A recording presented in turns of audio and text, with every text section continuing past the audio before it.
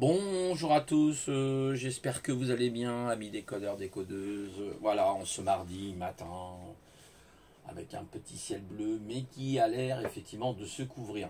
Alors aujourd'hui, bon, je vais parler d'un sujet informatique. Bon, je sais, ça peut pas forcément plaire à tout le monde, mais vous pourriez être aussi intéressé. C'est ce qu'on appelle le fingerprinting en anglais. Le fingerprinting, c'est quoi? C'est ce qu'on appelle l'empreinte numérique de votre ordinateur, de votre smartphone, de tous les terminaux éventuellement que vous utilisez, quel que soit le système d'exploitation.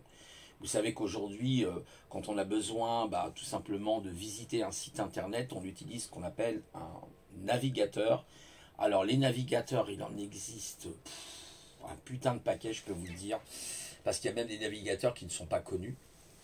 Mais pour ne citer les plus célèbres que Google Chrome, Chromium, Edge ou Internet Explorer anciennement, Opera, Firefox, très connu aussi, qui est très bien utilisé justement, qui est un des mieux, par exemple justement sur le fingerprinting, on va y revenir.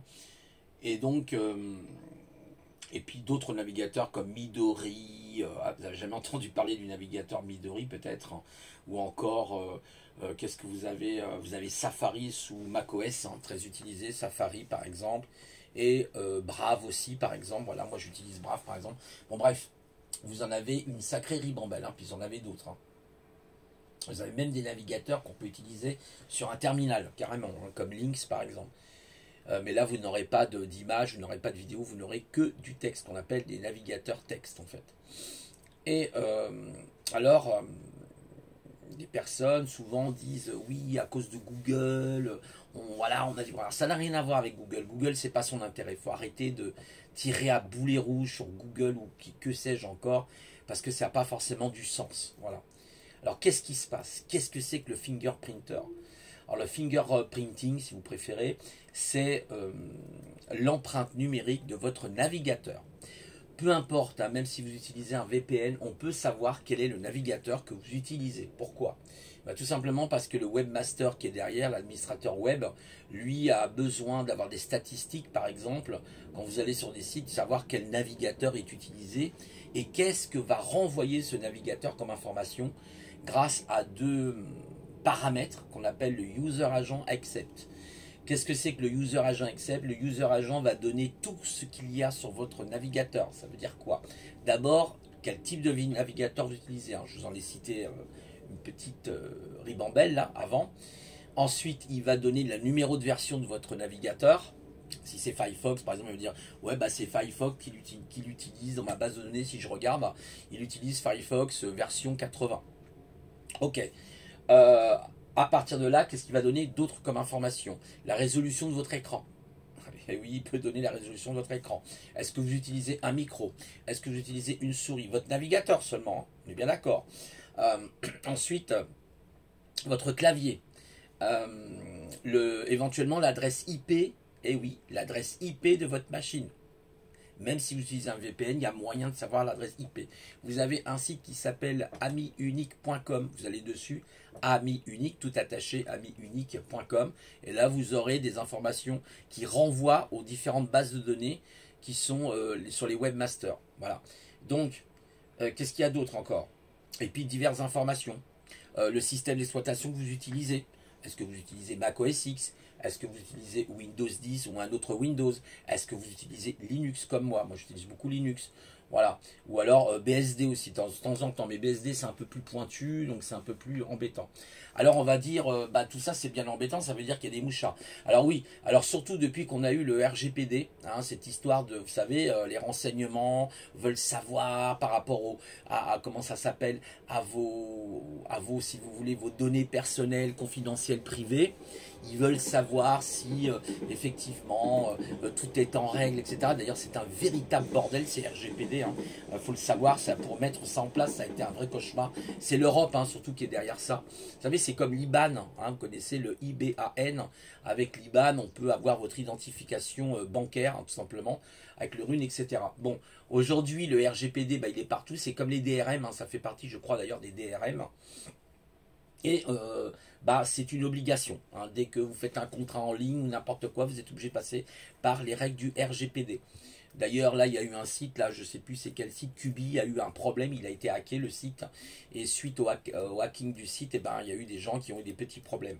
Voilà, donc, vous voyez, heureusement, les mots de passe étaient cryptés, etc., mais quand même, bon, vous voyez, c'est toujours problématique, Internet. Hein. C'est toujours la même chose, la majorité du piratage se passe soit par de l'hameçonnage, donc c'est-à-dire le courrier électronique, ou le navigateur. Très rarement par autre chose. Si vous utilisez du SSH par exemple pour vous connecter à distance sur une machine, il y a très peu de chances que vous fassiez pirater votre machine. Si votre SSH, agent et serveur est bien configuré, il n'y a pas de souci. Alors, voilà donc. Alors, est-ce qu'il y a des mesures de se protéger? Alors oui, sur Firefox, il existe ce qu'on appelle le User Privacy Agent, mais c'est un peu pas forcément facile à mettre en place. Hein, c'est ce qu'ils disent, hein, c'est pas simple. Il faut aller dans le about config pour pouvoir configurer certains paramètres. Donc vous vous renseignerez, par exemple, vous avez le Private Resist Fingerprinting qui permet, si vous le mettez à la valeur true au lieu de false, ben, de pouvoir vous protéger un petit peu, mais vous ne passerez pas à travers les mailles du fil. Alors, est-ce qu'il existerait une ultime solution? Oui, il y en a une. Ça s'appelle Tor. T-O-R. Sauf, attention à Tor. Il y a beaucoup de gens qui disent ouais, Tor c'est super, machin. Ouais, sauf que Tor, de temps en temps, il y a des nœuds qui sont fabriqués par des hackers. Donc faites très attention avec Tor aussi. Tor n'est pas la panacée totale. Si vous vous amusez à créer des ports sur Tor, attention parce que vous pouvez être hacké. Donc là, je m'adresse peut-être un peu aux experts, hein, parce que Tor, voilà, il faut bien connaître, hein, mais c'est utilisable. Opera, je crois, intègre Tor d'ailleurs. Hein, vous avez le système Tor, je crois, sur le navigateur Opera, par exemple. Brave, il y a un nouveau système, je sais pas comment il s'appelle, qui a l'air pas mal d'ailleurs. Mais bon, bref, c'est pareil, c'est un peu comme Vivaldi, hein, j'avais oublié le navigateur Vivaldi, vous vous rendez compte? C'est comme le compositeur de musique Vivaldi, hein, quand même, quelle honte d'oublier Vivaldi comme navigateur web. Donc vous voyez, les navigateurs web, hein, vous en avez à l'appel. Hein. Donc à partir de là, est-ce qu'on peut être transparent totalement? Non, ce n'est pas possible. On peut, on va dire, amortir l'empreinte, si on veut, mais cette empreinte numérique, très difficile de passer à côté, à part si vous utilisez Tor. Un VPN, alors certains diront oui mais j'ai un VPN, très bien un VPN, pas de problème. Je rappelle ce que c'est qu'un VPN. Le VPN veut dire Virtual Private Network. Ça veut dire que c'est un réseau privé dans le réseau réel. C'est-à-dire que quand vous avez un réseau réel sur Internet, ou Ethernet, alors il ne faut pas confondre Internet et Ethernet, c'est pareil, il y a beaucoup de gens, c'est un peu comme dirait Didier Raoult, il y a des gens qui parlent de choses et qui connaissent rien. Ça me fait toujours rire, ça en général. Bah, il faut apprendre les choses, hein, comme disait Didier Raoult, les gens vous parlent du ce que c'est que la génomie, mais bon, bah oui, bah faut savoir ce que c'est qu'une génomie. Ils sont pas capables de vous expliquer ce que c'est un séquençage. Donc voilà, quand on ne connaît pas, on ne connaît pas.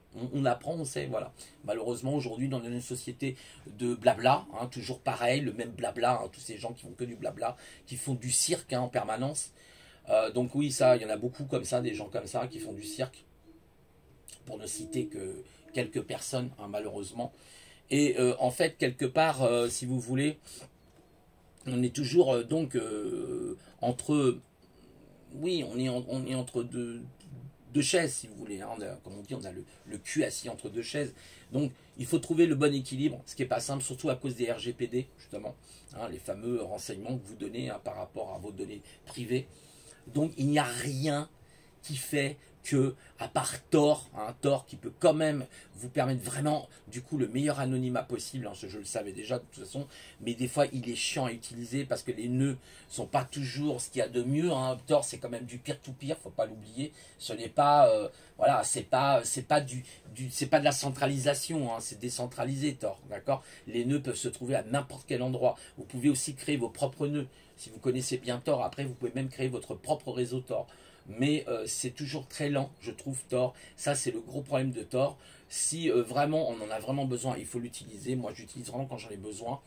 C'est des trucs très confidentiels, mais attention, Tor aussi peut se retourner contre vous. Donc, soyez prudents. Soyez prudents avec Tor. Mais si on l'utilise bien, il n'y a pas de souci. En général, ça marche bien. Mais c'est un peu lent. Moi, je trouve que c'est un peu lent, Tor. Parce qu'il utilise un protocole très lourd pour crypter les données, c'est très particulier. Et puis c'est complètement décentralisé. Donc ce qui fait qu'on ne peut pas centraliser tous les pings que vous faites. hein, les différents pings, ça veut dire les envois d'informations, de paquets que vous envoyez à travers le réseau. Vous envoyez des paquets, hein, des paquets IP, etc., votre adresse IP et tout ce qui va être à l'intérieur de l'entête. Vous avez l'entête, vous avez la signature, vous avez la fin de votre fichier. Et à partir de là, on rassemble les petits paquets en octets. Et voilà, mais seulement ce n'est pas centralisé, c'est décentralisé. Donc si vous envoyez un fichier, vous pouvez le couper en plusieurs morceaux et l'envoyer dans différents nœuds. Bah, c'est qui, il est où en fait, vous êtes sur plusieurs endroits en même temps. Donc les gens, ce qui fait que vous brouillez les pistes en quelque sorte. Et Tor est très fort pour ça. Voilà le principe de Tor. Enfin, sommairement, hein, évidemment, c'est beaucoup plus complexe que ça.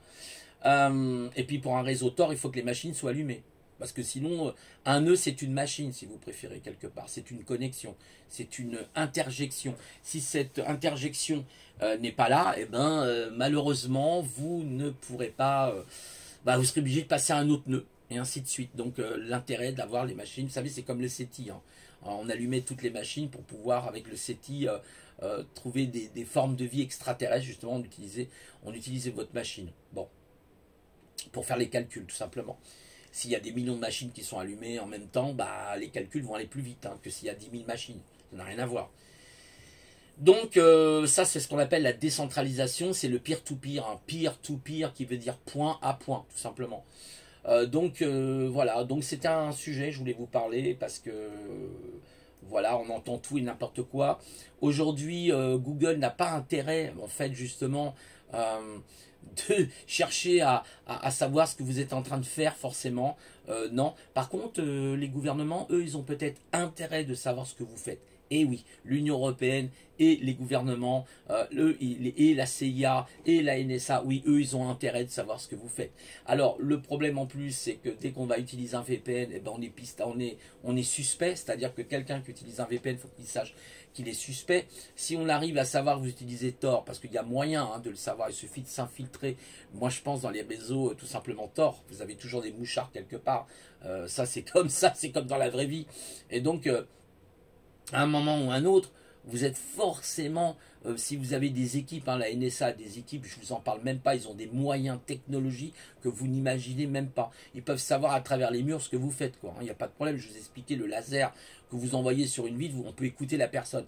Donc tous les gens qui disent, oui, mais moi, je suis l'inspecteur gadget, moi je vais... Non, mon ami, tu feras rien du tout. On pourra toujours savoir tu es où. Quand, comment. Aujourd'hui, rien que dans le désert, on peut savoir que vous êtes dans le désert, d'accord? Vous avez des ballons dirigeables, alors il y a les gens pour qui les satellites n'existent pas, bon, c'est leur point de vue. Il y a des ballons dirigeables aussi, bien sûr, qui sont très utilisés pour la météo, je suis bien d'accord. Mais même, imaginons justement un ballon dirigeable avec une caméra, avec des systèmes de détection ultra sensibles qui peuvent savoir où vous vous trouvez là. Faut arrêter. Alors, est-ce qu'on va mettre tous ces moyens pour vous suivre? Il faut qu'il y ait un intérêt. On va pas dépenser de l'argent pour un bigueux qui vit, je sais pas moi, dans une cité ou qui vit au fin fond de la campagne là-bas, parce qu'on va dire ouais ce mec il est pas dangereux, on en a rien à foutre. Vous êtes suivi à partir du moment où effectivement vous pouvez représenter un danger pour l'État, vous pouvez représenter un danger pour différents organismes. Là oui, vous pouvez être la cible, évidemment. Mais bon, on peut toujours être la cible, effectivement. Il y a toujours des paranoïaques un peu partout et des pervers narcissiques. Donc, en fait, quelque part, il faut bien comprendre que nous sommes pistables. Faut arrêter, c'est comme les gens qui retirent... si, par exemple, vous avez imaginé, je sais pas moi, Facebook, YouTube, Instagram, peu importe, les réseaux sociaux, vous dites, mais je me désinscris. Non, vous n'êtes pas désinscrit. Les données sont toujours sur les serveurs. Si vous êtes sur YouTube, il dit, moi je suis sur YouTube, j'ai enlevé toutes mes vidéos. Ah oui, d'accord, ok. Mais les entêtes, mon ami, les entêtes des fichiers sont toujours sur les serveurs. Ça veut dire que demain, n'importe quel administrateur suffisamment doué reconstitue tes fichiers. Donc reconstitue tes vidéos et peut faire ce qu'il veut. Il y a une enquête de la NSA qui est montée, par exemple, un échelon, n'importe quoi. Ils savent, il suffit qu'ils remontent sur les serveurs. Et est-ce que toi, physiquement, tu peux intervenir sur le serveur? Non. Est-ce que nous pouvons intervenir sur les serveurs? Non. Vous savez que, faut savoir que les big data, c'est des centrales nucléaires. Hein. Vous ne rentrez pas dans un big data comme ça. Hein. Il faut des passes biométriques.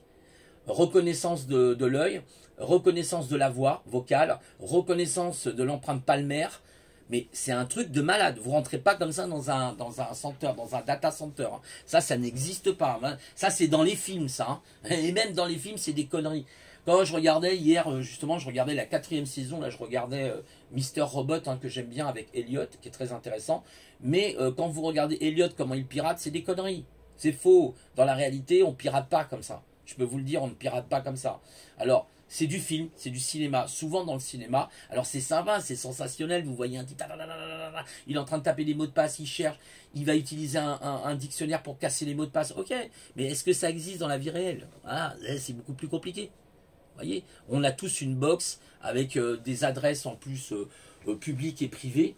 Donc vous avez des adresses de diffusion, vous avez les NAT. Donc là, oui, je parle à des personnes qui connaissent un petit peu le domaine, mais voilà, c'est pas simple.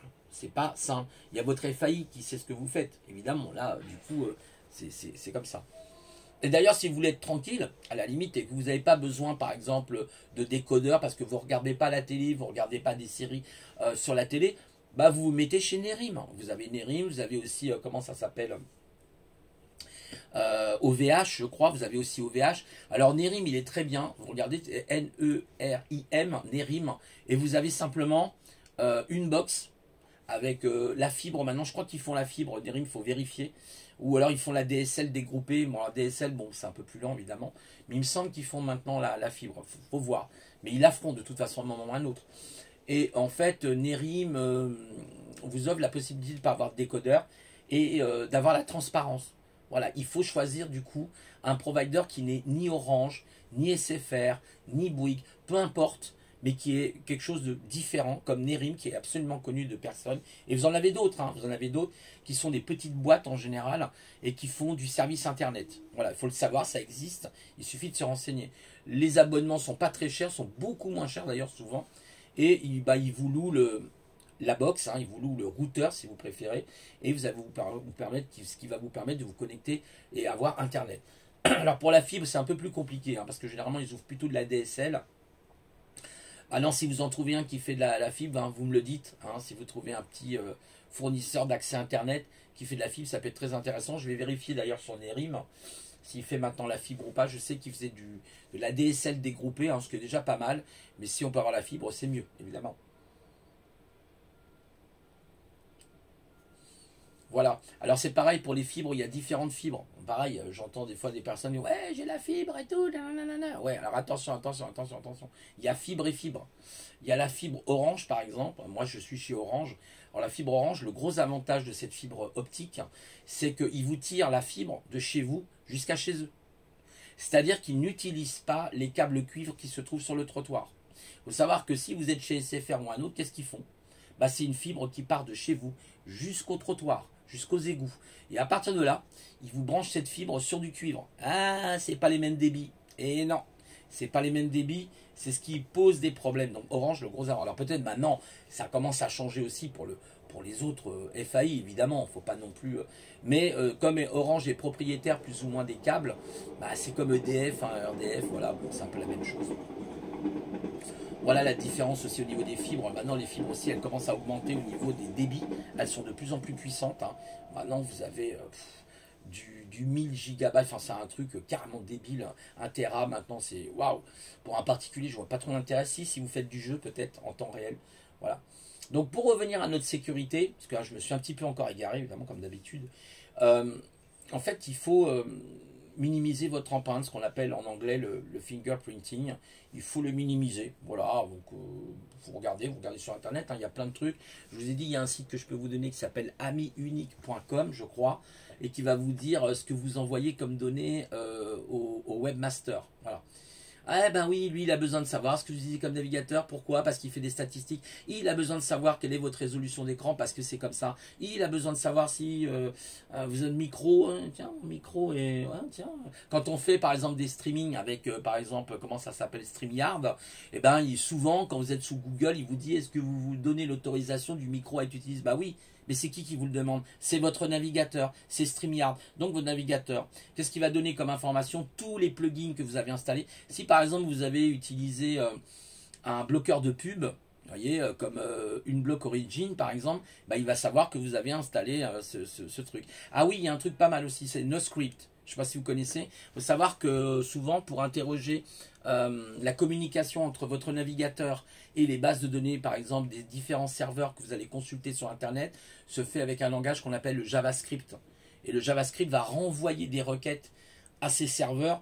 Alors, il y a un truc qui est pas mal et il va vous redonner les pages que vous cherchez. Alors, il y a un truc qui est pas mal que vous pouvez installer, mais qu'il faut savoir configurer. Ça s'appelle NoScript. Et en fait, il va virer les scripts Java, les JavaScript, il va virer au maximum. Et là, vous allez savoir si vous êtes suivi ou pas.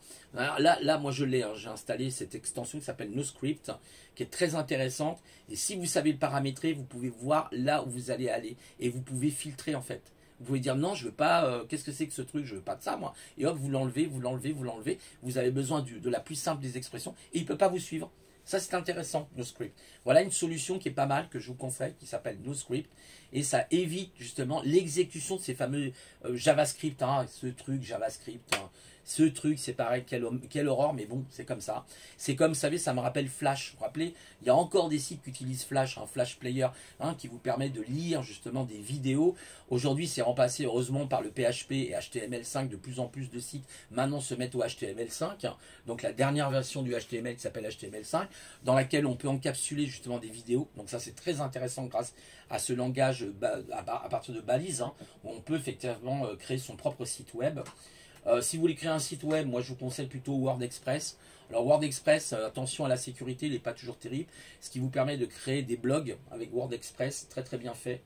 Voilà, si vous êtes enchanté de faire de la création web, eh ben, WordExpress est un très bonne plateforme, un très bon logiciel, hein. C'est libre d'ailleurs, c'est une licence libre. Alors le combat aujourd'hui, bah, c'est le combat pour un internet libre. Voilà, moi c'est pour ça que j'utilise Linux. Je suis pour le combat du libre, je ne suis pas pour les sociétés privées comme Microsoft ou même Apple, hein, qui font partie effectivement des GAFAM. Hein. Je rappelle les GAFAM avec un S à la fin. Et oui, je vous apprends que les GAFAM aujourd'hui peuvent avoir un S. Pourquoi? C'est Google, Apple, Facebook, Amazon, Microsoft et Samsung. Eh oui, Samsung, peut-être même Huawei.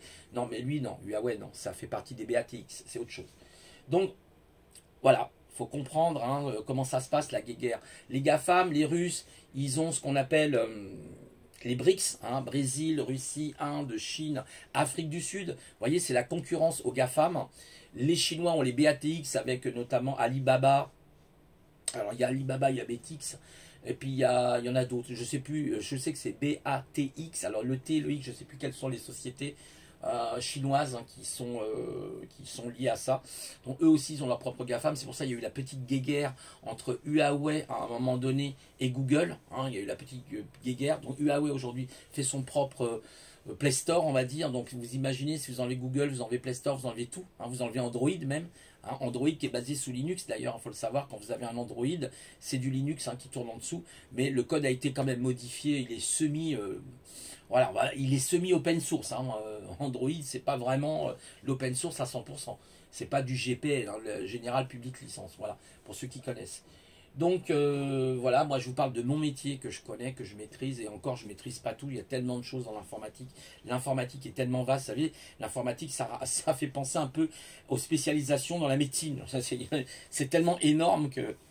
Voilà, donc je voulais vous parler de ce petit sujet pour vous dire que eh ben, si vous utilisez un navigateur web, et comme tout le monde utilise un navigateur web, pour aller sur le web, eh ben, vous êtes avec une empreinte numérique. Vous êtes en fingerprinting, ça veut dire on sait ce que vous utilisez comme système d'exploitation, on sait les extensions que vous allez installer sur votre, je le rappelle, sur votre navigateur, on sait aussi la résolution de votre écran, si vous utilisez une souris, un micro, une caméra, une webcam, etc. etc.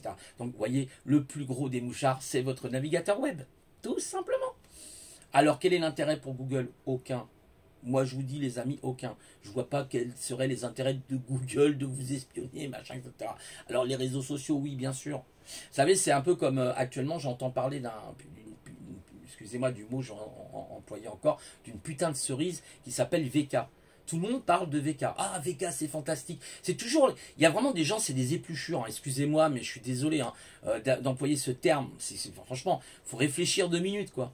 Il faut avoir un cerveau pour réfléchir, il ne faut pas confondre instruction et intelligence. Non, VK, ça vous flique bien, je peux vous dire. Alors, moi j'en ai la preuve, c'est que j'ai fait un test avec VK. Et en fait, VK, bah ouais, c'est soi-disant un Facebook russe. Bah ouais, sauf que votre identification, pour avoir votre numéro, il faut aller la chercher au Texas. Alors expliquez-moi où est l'erreur. Pourquoi VK demande au Texas de donner des numéros de licence, des numéros, des clés si vous préférez, qui vont permettre de débloquer votre VK. Donc faites très attention. N'écoutez pas le commérage qui est autour de vous. Toujours réfléchir par soi-même. C'est ça le but. L'esprit critique, c'est de réfléchir par soi-même, pas par rapport à ce que disent les autres. Voilà. Donc ça, c'est important. Et puis, ben voilà, c'est tout ce que j'avais à dire. Je sais, c'est un peu une vidéo un peu stressante. C'est vrai que ça s'adresse peut-être aux personnes, enfin, mais ça s'adresse à tout le monde. Hein, c'est une information générale. C'est pour vous dire à quel point, effectivement, ben on connaît tout sur vous. C'est pas, faut arrêter d'être dans la parano. De toute façon, si on a envie de, mais quel est l'intérêt? Voilà. Après, ben voilà, quels sont les intérêts? Voilà. Ah, c'est sûr que si vous êtes, je sais pas, je donne un exemple, vous avez le code secret d'une arme nucléaire qui se trouve en Afghanistan, là oui, vous allez être recherché. Là oui, vous risquez d'être recherché. Là, vous risquez d'être suivi de très près par la CIA. Vous risquez d'être suivi très près par Échelon. Hein, sachez que quand vous communiquez aussi par téléphone, Échelon capte vos communications. Il faut arrêter de rêver. Hein, c'est la grande oreille qui entend tout. Voilà. Ou alors vous cryptez vos communications. Vous avez ce qu'on appelle des téléphones cryptés. Hein, vous croyez quoi que par exemple le gouvernement, M. Macron, M. Hollande n'ont pas des téléphones cryptés? Bah évidemment qu'ils ont des téléphones cryptés. Voilà. Donc je vous laisse et réfléchissez à tout ça. Et sachez que la sécurité informatique et la sécurité en général, c'est un domaine extrêmement pointu, très vaste. Sachez aussi que le plus simple peut détruire le plus complexe. Hein, c'est-à-dire que vous savez, c'est comme dans les films. Rappelez-vous le rat dans le film, quand il utilise une feuille en aluminium, son téléphone portable, il fait et hop, il arrive à se connecter. Et oui, pourquoi pas? C'est du Matrix. Et souvent, des choses les plus simples peuvent absolument, vous savez, c'est l'histoire de la souris qui rentre dans la trompe de l'éléphant et qui tue l'éléphant, qui le ronge à l'intérieur. Le parasite qui nous ronge, le symbiote, qui soi-disant serait un ami avec nous, qui est à l'intérieur de nous, ce symbiote, ce parasite, et qui finit par vous détruire. Comme le fameux virus psychique qu'on appelle le Wetiko. Voilà, le Wetiko, qui est un véritable virus psychique. Allez voir les Amérindiens, ils vous expliqueront. Et bien c'est comme ça. Un petit détail peut absolument faire écrouler une tour. Donc l'informatique tient sur très peu de choses. Parce qu'il y a toujours des bugs. Vous ne trouverez aucun code qui est parfait. Ça n'existe pas. Obligatoirement, vous allez avoir des overflows, vous allez avoir ce qu'on appelle des dépassements de tampons. Il y a toujours un bug, ça n'existe pas. Dans un jeu, vous trouvez des bugs. Regardez, là, actuellement, là, ils ont voulu faire Cyberpunk, et ben, il y a plein de bugs sur le jeu, il y a plein de problèmes. Voilà, c'est ça la commercialisation, le système qui veut toujours capitaliser les choses. Voilà. Autre chose sur les complots. Alors moi je m'intéresse un peu moins au complot en ce moment, pourquoi? Parce que je me suis posé beaucoup de questions. Alors je pense oui ça existe évidemment, mais en réalité il n'y a pas vraiment de complot. Alors, ça peut vous paraître bizarre ce que je vais vous dire. C'est simplement l'argent. Comme dirait en anglais following money. Suivez la monnaie. Et c'est tout, c'est pas, il n'y a pas plus. Évidemment après il y a des groupes, il y a des groupes qui agissent parce qu'ils agissent dans leur intérêt. Dans leur intérêt. Et évidemment ils aimeraient bien aussi effectivement réduire la population. Pourquoi? C'est le capital. Parce que c'est l'argent, c'est le pognon, c'est le fric. Le nerf de la guerre, on dit souvent, le nerf de la guerre, c'est l'argent. Following money, suivez la monnaie, vous comprendrez. Alors maintenant qu'il y ait des complots avec des sociétés secrètes, comme ça, oui, ça a toujours existé. Même avant le capital, vous aviez les Rosicruciens, vous aviez, voilà, vous aviez la franc-maçonnerie, etc. Ça a toujours existé. La franc-maçonnerie qui n'est pas forcément un complot. Il suffit de regarder quelles sont les obédiences, qu'est-ce qu'elles font. Tout simplement. Voilà. Donc après, il faut lire certains livres, c'est de l'instruction, voilà, et se poser les bonnes questions. Alors par contre, oui, l'argent peut amener effectivement à des complots. C'est vrai, quelque part. Le mot complot existe, faut quand même le savoir. Voilà, donc je m'intéresse un peu moins à ça, mais bon, ça m'empêche pas de me pencher sur certaines questions, comme par exemple les Bilderberg, pourquoi, comment, pourquoi il n'y aurait pas le peuple qui serait représenté? Peut-être parce qu'on ne réfléchit pas assez, voilà, et que nos dirigeants, ils se disent, tiens, il y a les moutons, là, ils ne comprennent pas grand-chose, voilà, et ils en profitent, vous voyez, qu'est-ce que vous voulez que je vous dise? C'est comme ça. C'est pour ça que la connaissance est importante, l'instruction, oui, c'est une chose, mais surtout utiliser son esprit critique. C'est ça le plus important. Voilà, je vais arrêter de vous saouler et vous souhaiter une bonne journée et je vous dis à une prochaine fois. Au revoir.